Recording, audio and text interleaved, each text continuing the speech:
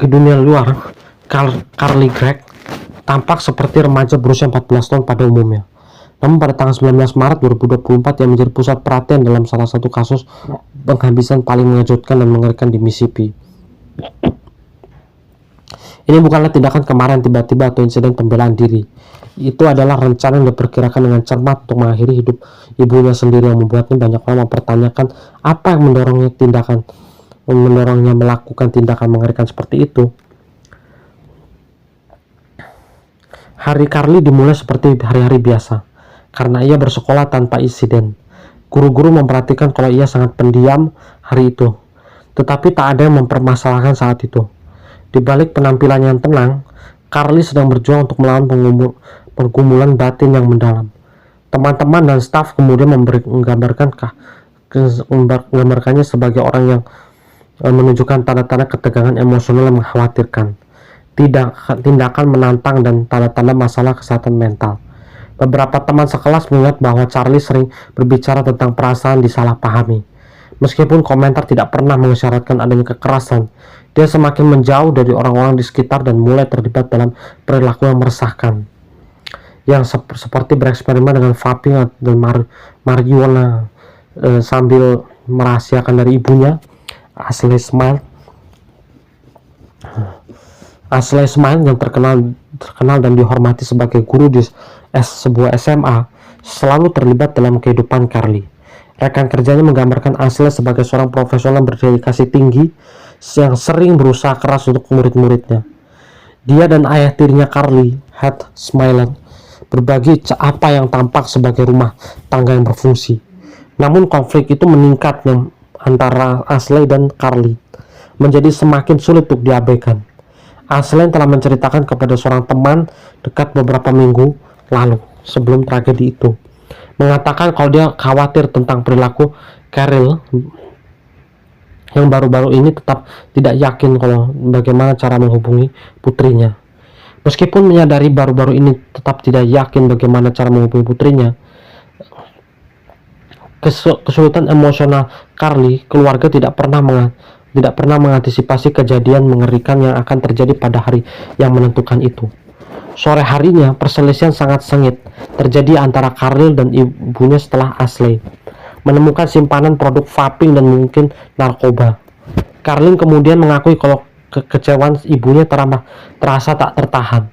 Meskipun ia tidak merupakan salah satu dari banyak bentrokan yang sering muncul terjadi dalam beberapa bulan terakhir, karena pembangkangan Carly yang semakin meningkat, para pengamat mengenal keluarga tersebut mencatat bahwa sifat pemberontak Carly telah memburuk secara signifikan dalam beberapa bulan menjelang tragedi itu.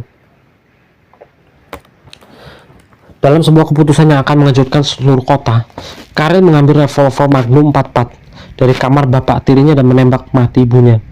Para ahli kemudian berspekulasi kalau Carly awalnya bermaksud nakut-nakutin ibunya, atau apa tindakan itu sepenuhnya direncanakan yang membuat tragedi itu semakin mengerikan, dan adalah bahwa tindakan direkam sepenuhnya oleh kamera pengawas rumah. Rekaman yang kemudian akan menjadi bukti penting di ruang sidang. Rekaman itu sangat digambarkan sebagai sangat mengganggu, menangkapkan sifat asli Carly yang dingin dan penuh perhitungan. Tindakan mengerikan ini dilakukan dengan pertimbangan dan matang dan cermat, membuat masyarakat mencari jawaban tentang apa yang dapat mendorong seorang gadis muda melakukan kejahatan yang tidak terpikirkan. Para tetangga juga mengungkapkan keterkejutan mereka, menggambarkan keluarga itu sebagai keluarga yang tampak biasa-biasa saja dan akrab. Sementara itu, para advokat kesehatan mental juga menunjukkan kasus tersebut sebagai pengingat tragis tentang pentingnya intervensi dini bagi remaja yang bermasalah. Saat penyelidikan mengumpulkan kejadian-kejadian itu, mereka mengungkapkan kisah yang memilukan tentang ketegangan, kebingungan, dan rasa sakit yang belum terselesaikan. Setelah melakukan penghabisan, Carly tidak menunjukkan tanda-tanda ketakutan dan tergesa-gesa. Dia dengan tenang keluar dari kamar, mengambil ponsel mamanya dan mulai mengirim pesan kepada bapak tirinya, Heather Smile. Dengan menyamar sebagai ibunya, dia bertanya kapan bapak tirinya akan pulang, yang menjadikan dasar untuk selanjutnya dari rencana jahatnya itu.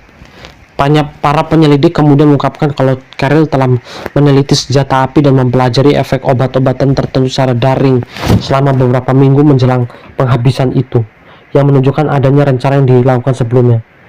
Tidak lama setelah penghabisan tersebut, Carol menghubungi seorang teman dan mengundangnya ke rumah. Ketika temannya tiba, Carol mengajukan pertanyaan mengerikan. "Apakah kamu pernah melihat mayat sebelumnya?" Dia kemudian menuntun temannya ke dalam dan menunjukkan tubuh ibunya yang tak bernyawa tergeletak di lantai.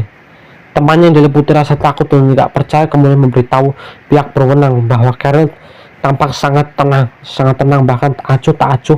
Namun niat mengerikan Carol tidak berakhir di situ. Saat Heltz akhirnya pulang, dia tidak tahu apa yang menantinya. Begitu dia melangkah masuk pintu, Carol menembakkan senjatanya yang bertujuan untuk menghabisi seperti dia yang telah habisi mamanya. Peluru itu menyerempet bahunya, nyaris mengenai kepalanya. Head dalam kesaksian menggambarkan momen surrealis saat dia menyadari putri tirinya mencoba mengakhiri hidupnya. Meskipun terluka dan terkejut dengan situasi itu, Head berhasil merebut pistol dari Carol saat terjadi penggumulan. Setelah dilucuti, dia menghubungi layanan darurat. Saat berbicara dengan operator, dia menjelaskan dengan tidak adanya percaya putri saya menembak saya dan menghabisi saya. Dia mencoba menghabisi saya. Carol langsung kabur dari rumah setelah serangan terhadap Head. Polisi kemudian menemukannya berkeliaran di jalan terdekat.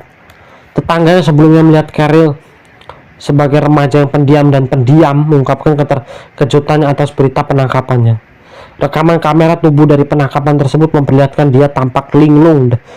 Bertanya apakah ayah tirinya tidak terluka. Dia tidak berusaha melawan dan penangkapan melarikan diri lebih jauh itu, tetapi tampak tidak menyadari beratnya tindakan itu. Di kantor polisi, sikap Carol telah membingungkan para penyidik. Dia mengaku tidak ingat bahwa tentang polisi yang mengarah ke dan selama penembakan. Hal ini menjadi titik fokus pembelaan hukum. Pengacara juga berpendapat kalau Carol telah bergulat dengan masalah-masalah kesehatan yang parah saat itu dan menyarankan kalau pengobatan ini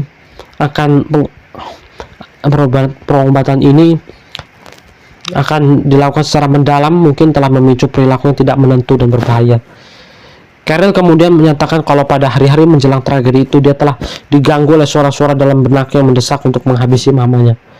Para ahli memeriksa kasus Carol telah mencatat kalau riwayat kesehatan mental sebagian besar terabaikan, membuatnya rentan terhadap gangguan emosional. Tim hukum menekankan perjuangan kesehatan mental Carol yang terus berlanjut.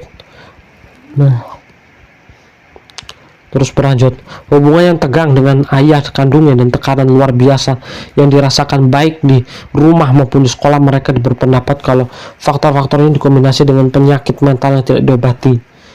Lalu selama persidangan, anggota keluarga, profesional dan saksi memberikan kesaksian yang menyayat hati. Pengacara Carol menggambarkan sebagai remaja yang sangat bersalah yang berjuang melawan krisis kesehatan mental yang semakin parah. Mereka menggambarkan tindakannya sebagai hasil tragis dari penderitaan psikologis yang tidak ditangani. Namun jaksa penuntut umum menyajikan narasi yang berbeda. Mereka berpendapat kalau kejahatan Carol disengaja dan direncanakan dengan cermat. Dengan menggunakan rekaman dari kamera keamanan ibunya, mereka menggarisbawahi sikap tenang saat dia berjalan ke kamar ibunya sambil memegang senjata api. Mereka juga menunjukkan pada pesan teks yang menipu untuk dikirim ke Health Smile yang menyamar sebagai ibunya, sebagai bentuk bukti niatnya untuk memanipulasi dan menyesatkan. Pada akhirnya, juri berpihak pada jaksa penuntut, menyimpulkan kalau tindakan Carol diperhitungkan alih-alih impulsif, dengan nyatakan bersalah atas penghabisan atau percobaan menghabisinya. Seseorang juri kemudian menyatakan kalau bukti video memainkan peran penting dalam keputusan mereka, karena tidak menyaksikan ruang untuk meragukan niat Carly. Ketika putusan diumumkan, ruang sidang dipenuhi dengan emosi. Head Smile yang telah kehilangan istrinya dan hampir kehilangan nyawanya sendiri tampak terguncang, tapi tampak lega karena keadilan ditegakkan. Carol, sebaliknya, dua temannya dari Thailand itu yang kemarin itu, sebagian besar tetap tidak berekspresi saat nasibnya ditentukan. Carol Gregg menerima hukuman seumur hidup tanpa kemungkinan pembebasan bersyarat. Kasus tersebut memicu pada perdebatan yang luas, memunculkan pertanyaan mendalam tentang hubungan antara kesehatan mental remaja, dia dinamika, dan tanggung jawab pidana. Banyak yang bertanya-tanya apakah tragedi itu dapat dihindari dengan intervensi lebih awal untuk mengatasi masalah psikologisnya. Yang lain mempertanyakan apakah hukuman begitu berat pantas diberikan kepada seseorang yang masih sangat muda dan berjuang melawan masalah kesehatan mentalnya itu. Lalu beberapa bulan setelah persidangan, kasus tersebut menarik perhatian publik. Kasus ini menjadi pengingat suram tentang seberapa cepat tantangan kesehatan mental yang tidak ditangani dapat berubah menjadi kekerasan yang menghancurkan. Tragedi tersebut memaksa masyarakat menghadapi kesulitan dalam mengidentifikasi dan menangani tanda-tanda peringatan remaja sebelum terlambat. Meskipun saat mengganggu, kisah ini melampaui kejahatan itu sendiri. Kisah ini mendorong kami untuk merenungkan hubungan yang rumit antara kesehatan mental, tekanan keluarga, dan pemberontakan remaja. Mungkin rangkaian peristiwa yang menghancurkan ini dapat dicegah, ataukah ini merupakan hasil yang tidak dapat dihindari dari keadaan sebelumnya?